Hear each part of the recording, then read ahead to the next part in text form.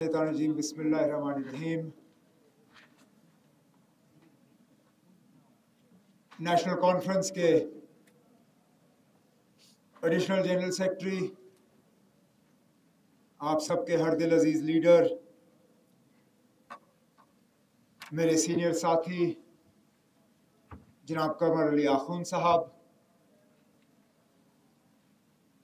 मेरे नौजवान साथी, नहायत ही काबिल और ज़ोरदार तकरीर करने वाले लीडर जनाब आगा रूहुल्लाह मेहदी साहब, सूबाई सदर कश्मीर नासिर असलम वानी साहब, ट्रेजरर शमी ओबरॉय साहब, तर्जुमान आला तनवीर सादिक साहब, यहाँ पे हमारे साबका ज़िला सदर जनाब खान साहब, तंजीम के तमाम अहदेदार हजरात, यहाँ पे आए हुए करगिल के मेरे बुज़ुर्गों, नौजवान साथियों, आप सबको मेरे तरफ से अस्सलाम वालेकुम। कई बार यहाँ करगिल की सरजमी पे खड़े होके जलसे किए, तंजीम के प्रोग्राम हुए। उन तमाम प्रोग्रामों में ये नेशनल कॉन्फ्रेंस का हल्का झंडा ये लहराता रहा। लेकिन जितनी तसल्ली मुझे आज इस जलसे में इस तंजीम के झंडे को देखते हुए महसूस हो रही है, शायद इतनी तसल्ली मुझे पिछले प्रोग्रामों में महसूस नहीं होती थी। क्योंकि जब लगा कि यहाँ लद्दाख में हमसे ये झंडा, हमसे ये निशान छीना जा रहा है और शायद हमारे उम्मीदवार जो हैं वो इस हल के निशान के तरह अपना इलेक्शन लड़ नहीं सकेंगे, तो अफसोस हुआ, डर भी लगा। क्योंकि एक रिश्ता है आपका, हमारा, इस तंजीम का, वो रिश्ता इतनी आसानी से टूटेगा नहीं, लेकिन धक्का जरूर पहुंचता। मेरे साथियों ने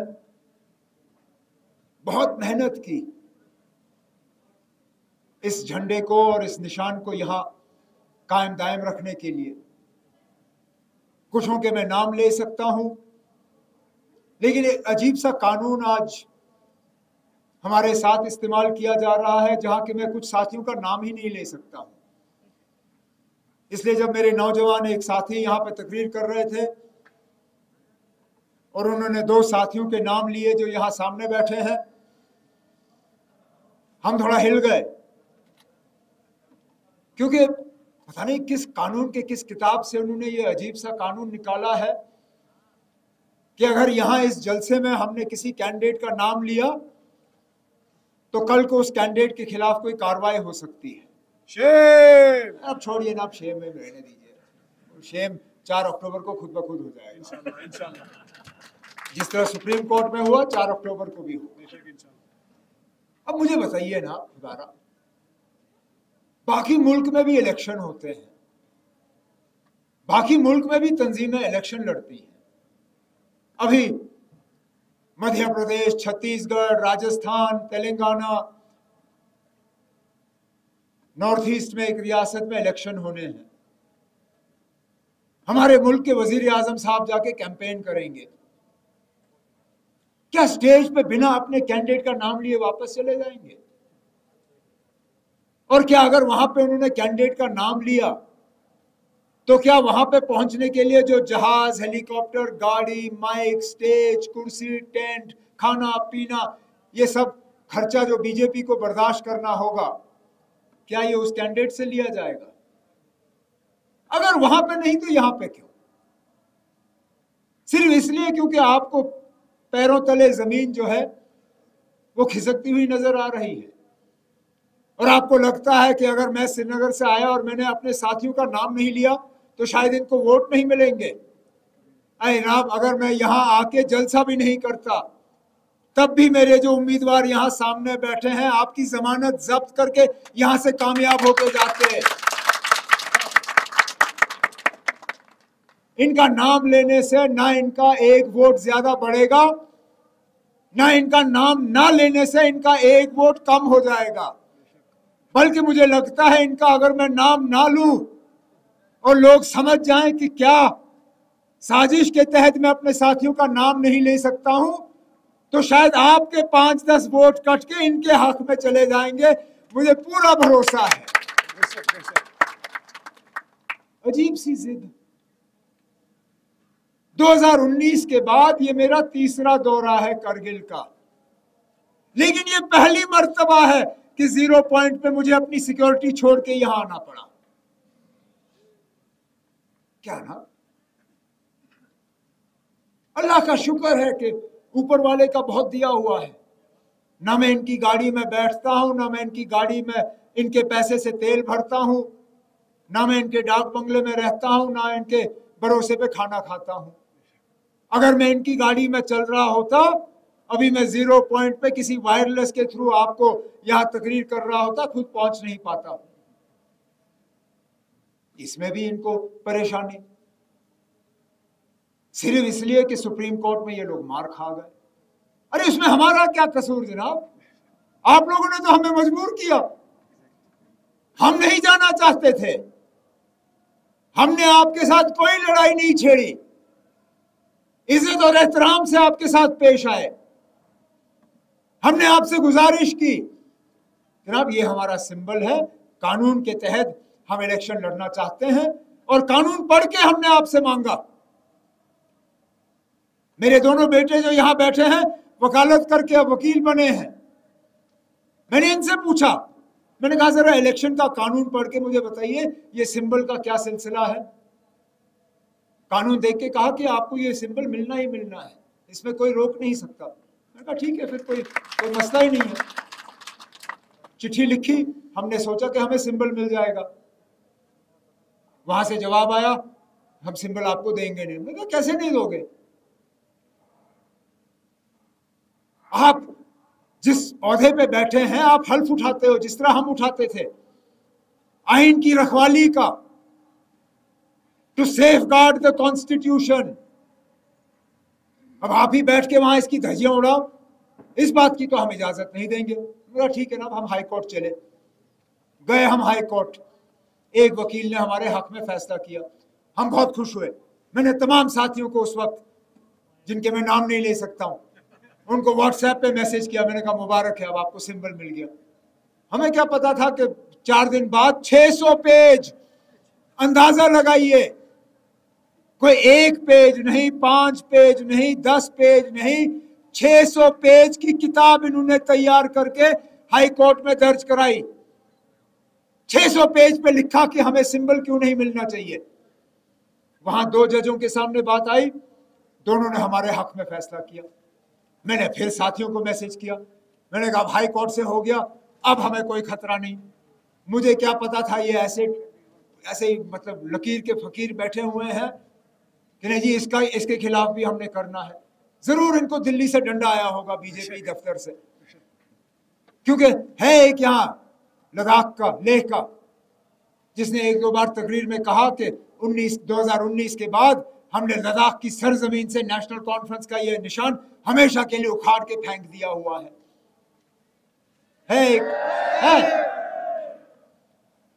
अब उसको शायद ये चिढ़ थी कि मैंने अब पब्लिकली जलसे में कहा कि ये निशान गया, अब अगर इनको निशान मिला तो मेरी बेइज्जती होगी, तो वहां से और दबाव लाया।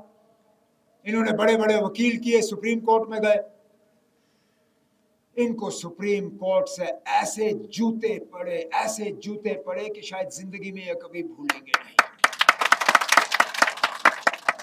और इस बात का नतीजा है कि हमारी गाड़ियां 0 पॉइंट पे रोकी गई, हमारे कैंडिडेट के हम नाम नहीं ले सकते, बाकी और छोटे मोटे चीजों में ये हमें तंग करेंगे। कोई बात नहीं, आप करिए, 4 तारीख को आपको पता चलेगा कि आपकी ये साजिशों का और हरबों का नतीजा क्या है। क्योंकि बिल्कुल सही कहा नासिर ने और आगा रुहुल्लाह साहब ने, ये इलेक्शन सिर्फ हिल काउंसिल का नहीं है।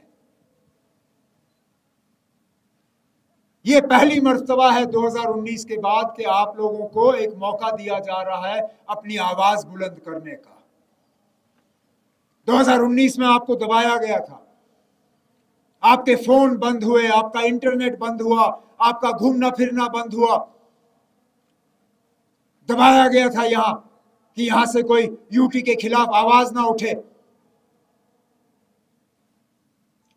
न सिर्फ मुल्क के मीडिया की नजरें बल्कि दुनिया की नजरें 4 अक्टूबर को यहां करगिल के लोगों पे होगी कि आप लोग अपने वोट के जरिए क्या पैगाम भेजना चाहोगे। क्या उस पैगाम में आप 2019 5 अगस्त की बात जो है उसको कबूल करोगे या उसके खिलाफ अपनी आवाज बुलंद करोगे? सिर्फ ये फैसला आपने करना है।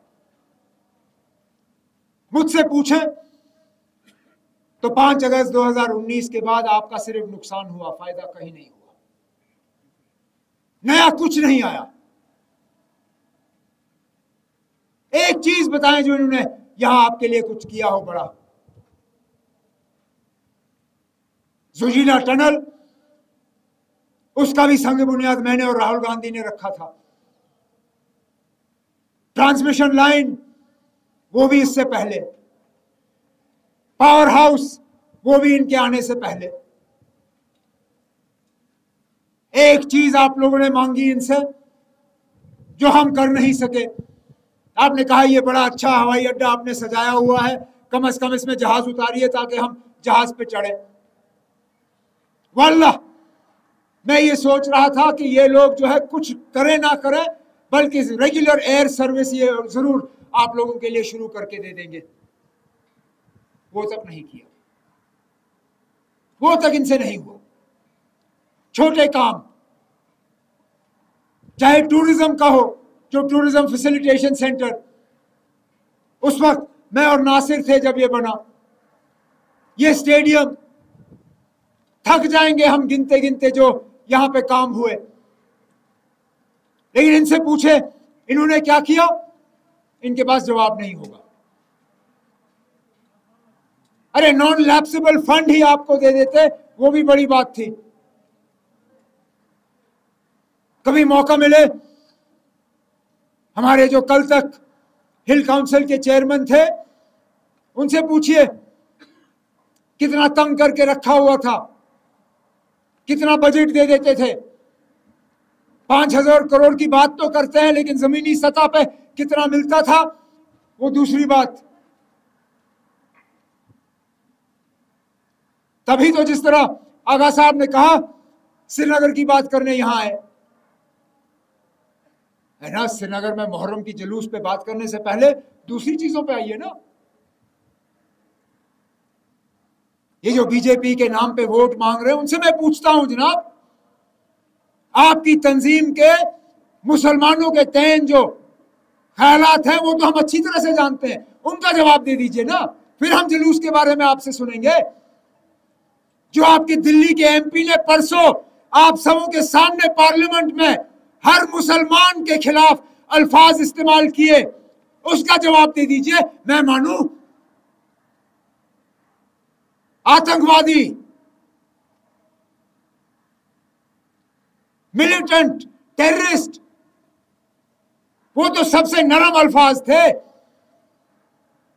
जो अल्फाज इस्तेमाल हुए वो मैं अपने जबान पे नहीं ला सकता हूं। और आज ये आपसे वोट मांग रहे हैं।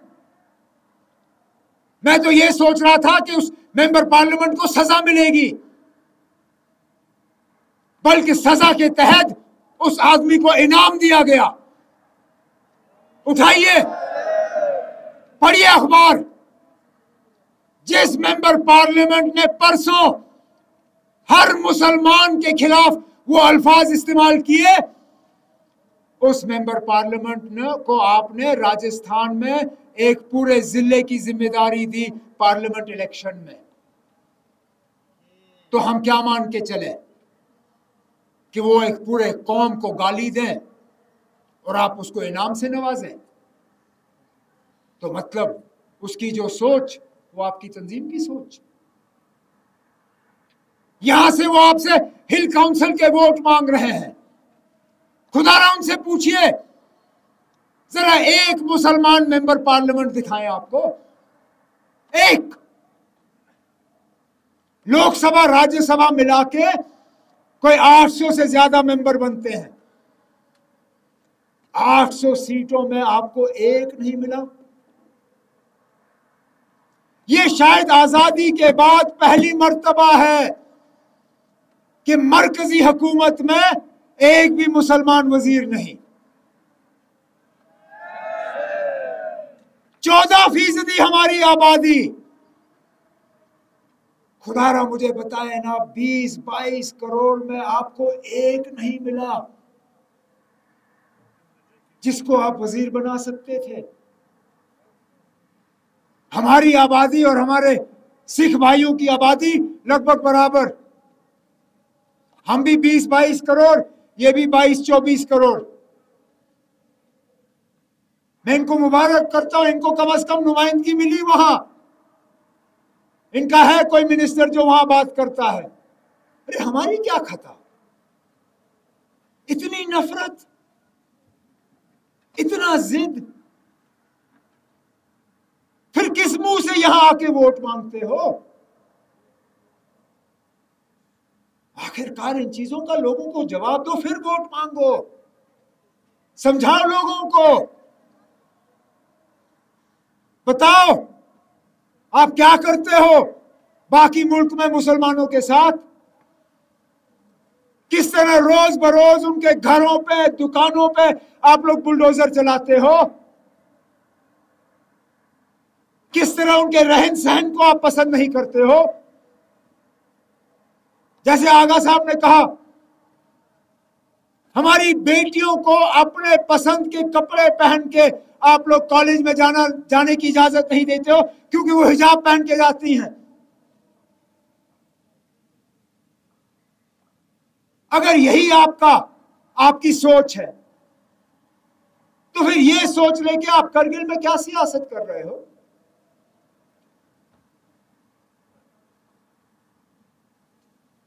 नुकसान हमारा किया। आज नहीं तो कल कश्मीर में, जम्मू कश्मीर में इलेक्शन होंगे, वहां हुकूमत बनेगी, लेकिन अफसोस उस हुकूमत में कमर अली आखून साहब मिनिस्टर नहीं होंगे। उस हुकूमत में मेरे साहब का मिनिस्टर जो मेरे साथ नौजवान जिनका मैं नाम ले नहीं सकता हूं आज, वो भी नहीं होंगे। मेरे नूबरा के साथी सितन, वो भी नहीं होगा। क्यों? क्योंकि आपके एमएलए नहीं बनेंगे। नहीं होगा आपका एमएलए, कोई मिनिस्टर नहीं होगा आपका, नहीं बनेंगे आपके एमएलसी, आपका राज्यसभा का मेंबर नहीं होगा। खोखला करके छोड़ दिया। बाहर से लोग आते हैं, अपनी मर्जी के मुताबिक यहां राज चलाते हैं और चले जाते हैं। आधे से ज्यादा को तो यहां की ज्योग्राफिया का भी पता नहीं होगा। ये हाल करके रखा आपका। कहने के लिए तो हम जमहूरियत, अपने आप को जमहूरियत की मां समझते हैं। अक्सर बेशतर आपने सुना होगा मदर ऑफ डेमोक्रेसी। जो हाल ही में दिल्ली में वो G20 का भी शोशा हुआ, उसमें भी जमहूरियत जमहूरियत जमहूरियत। लेकिन गई कहां आपकी जमहूरियत जब करगिल के बारे में इतना बड़ा फैसला लिया गया? क्या यहां के आवाम से पूछा? चलिए उस वक्त नहीं पूछा, लेकिन आज तो सुनिए, आज तो लेह के लोग भी यूटी नहीं चाहते। हो गई उनको तसल्ली।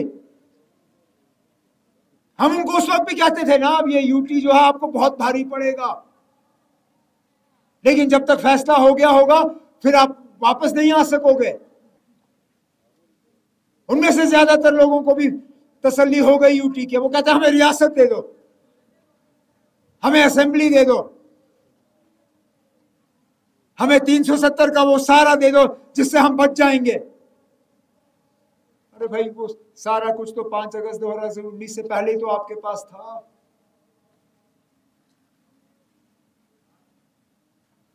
लेकिन आपको देते देते यहां का बेड़ा गर्क किया। तभी तो हमने आपके तरफ से अपने साथियों को सुप्रीम कोर्ट में वहां रखा, ताकि आपकी आवाज भी वहां बुलंद हो। वहां जब जज हजरात सुने तो आपकी बात भी सुने, जब फैसला हो तो उसमें करगिल के लोगों के जज्बात की भी कदर होनी चाहिए। और हमने लड़ा, जितना हम लड़ सकते थे हमने लड़ा। बेहतरीन से बेहतरीन वकील किए हमने सुप्रीम कोर्ट में अपना केस जो है लड़ने के लिए। जितना हमसे हो सका हमने किया।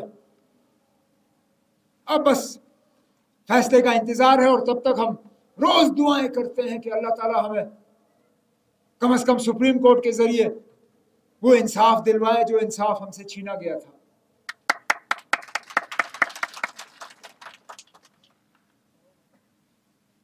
मैं जानता हूं कि 4 अक्टूबर को आप लोग बेहतरीन फैसला करोगे। मिलके हमने इस मैदान में उतरने का फैसला लिया। कांग्रेस और नेशनल कॉन्फ्रेंस, आप लोग जानते हो ना, अब हम कितना यहां एक दूसरे के खिलाफ लड़े हैं, कितना यहां एक दूसरों के घरों में शादियों की इजाजत नहीं दी, क्योंकि हमारी सियासी लड़ाई इतनी खतरनाक होती थी। लेकिन इस बात का एहसास होते हुए कि ये जो लड़ाई आज हम लड़ रहे हैं, ये उन पुरानी लड़ाइयों से बहुत ज्यादा इसमें जीतना जरूरी है हमारे लिए। मिलके फैसला हुआ कि हम उम्मीदवार जो है लोगों के सामने पेश करेंगे। मेरी सिर्फ आप सबों से मोहतबाना गुजारिश ये है कि अगर आपको लगता है कि 5 अगस्त 2019 को जो हुआ करगिल के साथ गलत हुआ, लद्दाख के साथ गलत हुआ, अगर आपको लगता है कि बीजेपी वालों की सोच जो है, उनके इरादे जो है, उनकी सियासत जो है वो करगिल के लिए ठीक नहीं है, उनके इरादे आपके लिए सही नहीं है, तो मेहरबानी करके इन चीज़ों का जवाब आप 4 अक्टूबर को अपने वोट के जरिए इस्तेमाल करके पूरे मुल्क में यहां से एक पैगाम जोर और शोर से भेज दीजिए। इंशाल्लाह नतीजा निकलेगा, आपके फायदे का नतीजा होगा। फिर हम यहाँ वापस आके एक अलीशान प्रोग्राम करेंगे। उसमें मेरे ऊपर कोई पाबंदी नहीं होगी। मैं अपने तमाम साथियों का नाम ले सकूंगा, उनके बारे में बात कर सकूंगा। फिलहाल अपने तमाम साथी जिन्होंने इस प्रोग्राम को रखा और आप सब जिन्होंने इसमें शिरकत करके इसको कामयाब किया, मैं फर्द आप सबका तहे दिल शुक्रगुजार हूँ। इस उम्मीद के साथ कि जल्द हमें फिर दोबारा मुलाकात का मौका हासिल होगा। अल्लाह ताला आपको अपनी हिफाजत में रखे, आपके घरों को आबाद रखे। बहुत बहुत शुक्रिया। अस्सलाम वालेकुम।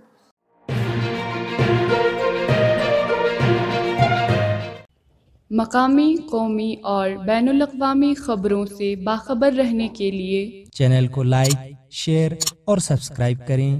साथ ही बेल आइकन दबाना न भूलें।